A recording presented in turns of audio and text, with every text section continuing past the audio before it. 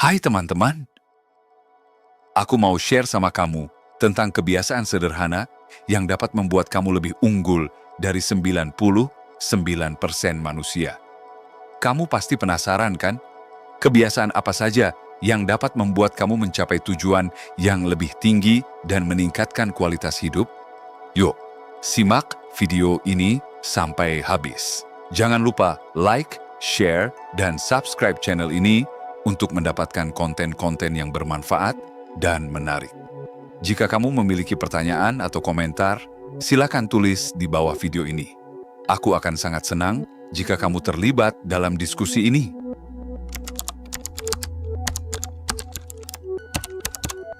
Aku mau mulai dengan membahas tentang kebiasaan sederhana yang pertama, yaitu membangun disiplin dan kedisiplinan. Kamu pasti tahu bahwa disiplin adalah kunci untuk mencapai tujuan yang lebih tinggi dan meningkatkan kualitas hidup.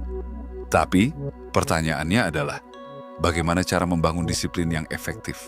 Pertama-tama, kamu harus memahami bahwa disiplin bukanlah tentang mengikuti aturan yang ketat atau melakukan sesuatu yang tidak kamu sukai. Disiplin sebenarnya adalah tentang membuat keputusan yang tepat dan konsisten dalam mencapai tujuanmu. Contohnya, jika kamu ingin meningkatkan kesehatanmu, maka kamu harus membuat keputusan untuk berolahraga secara teratur dan mengonsumsi makanan yang seimbang. Kamu juga harus memahami bahwa disiplin adalah proses yang berkelanjutan.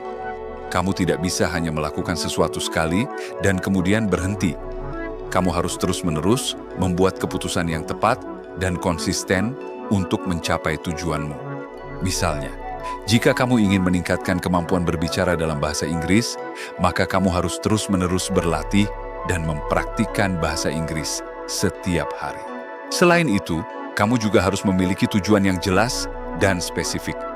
Jika kamu tidak memiliki tujuan yang jelas, maka kamu tidak akan tahu apa yang harus kamu lakukan untuk mencapainya. Contohnya, jika kamu ingin meningkatkan kesehatanmu, maka tujuanmu bisa jadi berolahraga selama 30 menit setiap hari, atau mengonsumsi 5 porsi buah dan sayuran setiap hari.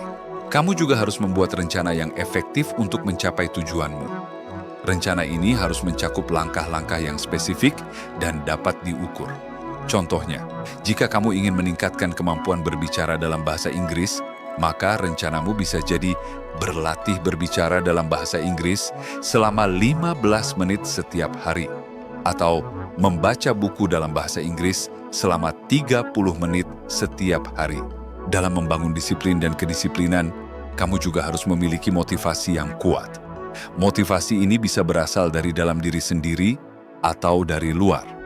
Contohnya, jika kamu ingin meningkatkan kesehatanmu, maka motivasimu bisa jadi untuk memiliki tubuh yang sehat dan kuat, atau untuk dapat melakukan aktivitas yang kamu sukai tanpa merasa lelah. Terakhir, kamu harus memiliki kemampuan untuk mengatasi hambatan dan kesulitan. Dalam mencapai tujuanmu, kamu pasti akan menghadapi hambatan dan kesulitan. Namun, jika kamu memiliki disiplin dan kedisiplinan yang kuat, maka kamu dapat mengatasi hambatan dan kesulitan tersebut dan terus-menerus maju menuju tujuanmu. Jadi, kamu bisa lihat bahwa membangun disiplin dan kedisiplinan adalah proses yang berkelanjutan dan memerlukan komitmen yang kuat. Namun, jika kamu dapat membangun disiplin dan kedisiplinan yang efektif, maka kamu dapat mencapai tujuan yang lebih tinggi dan meningkatkan kualitas hidupmu.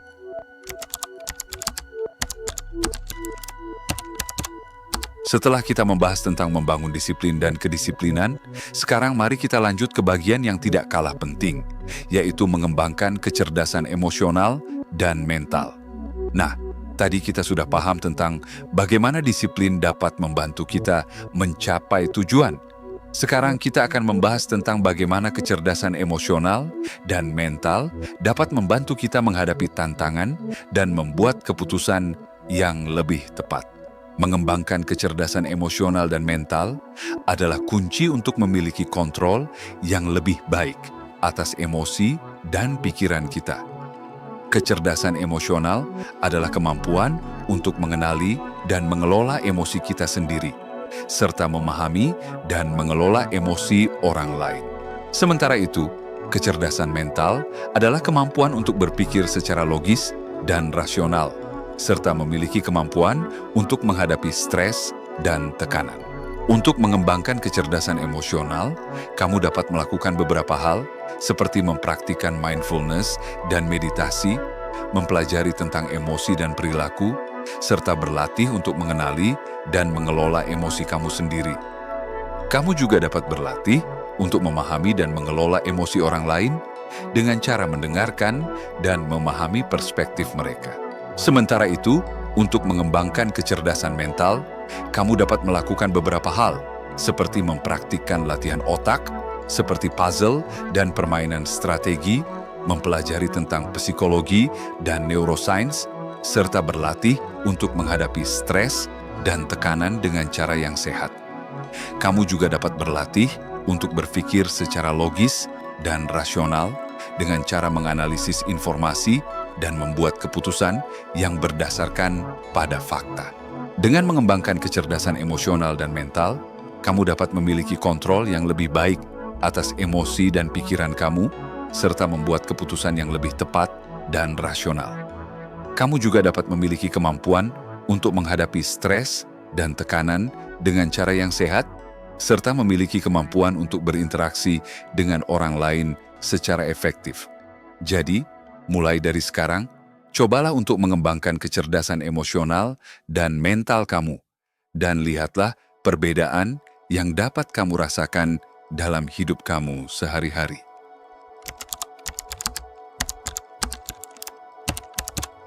Setelah kita membahas tentang membangun disiplin dan kedisiplinan, serta mengembangkan kecerdasan emosional dan mental, sekarang mari kita lanjut ke bagian yang sangat penting untuk mencapai tujuan hidup, yaitu mengoptimalkan waktu dan sumber daya. Mengoptimalkan waktu dan sumber daya adalah kunci untuk meningkatkan produktivitas dan mencapai tujuan hidup dengan lebih efektif. Kamu pasti pernah merasa bahwa waktu tidak cukup untuk melakukan semua hal yang ingin kamu lakukan, atau bahwa sumber daya yang kamu miliki tidak cukup untuk mencapai tujuanmu. Namun, dengan mengoptimalkan waktu dan sumber daya, kamu dapat membuat perubahan besar dalam hidupmu. Pertama-tama, kita harus memahami bahwa waktu adalah sumber daya yang sangat terbatas. Setiap hari, kita hanya memiliki 24 jam untuk melakukan semua hal yang ingin kita lakukan.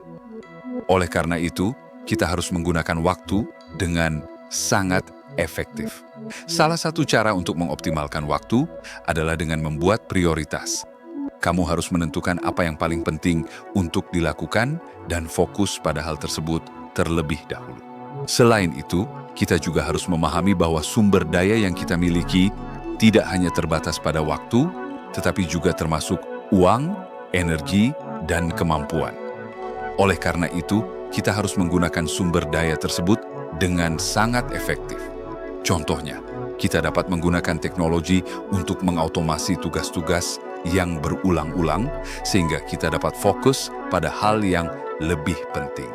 Salah satu strategi yang efektif untuk mengoptimalkan waktu dan sumber daya adalah dengan menggunakan metode Eisenhower Matrix.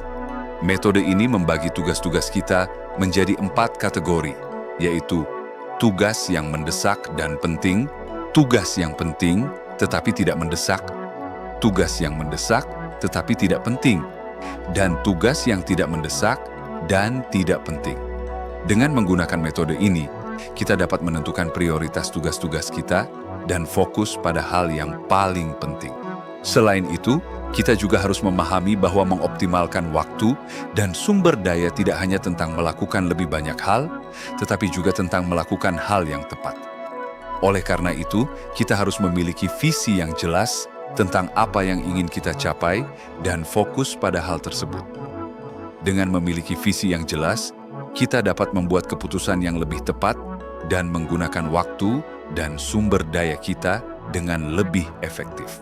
Dalam mengoptimalkan waktu dan sumber daya, kita juga harus memperhatikan pentingnya istirahat dan relaksasi.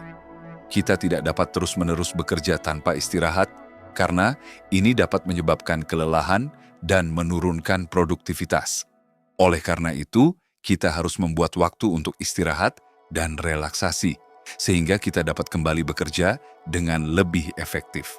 Dalam kesimpulan, mengoptimalkan waktu dan sumber daya adalah kunci untuk meningkatkan produktivitas dan mencapai tujuan hidup dengan lebih efektif.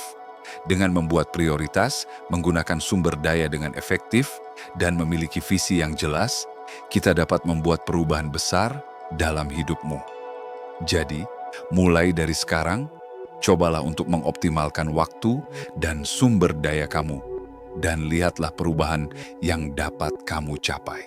Jadi, teman-teman, itu tadi kebiasaan sederhana yang dapat membuat kamu lebih unggul dari 99% manusia.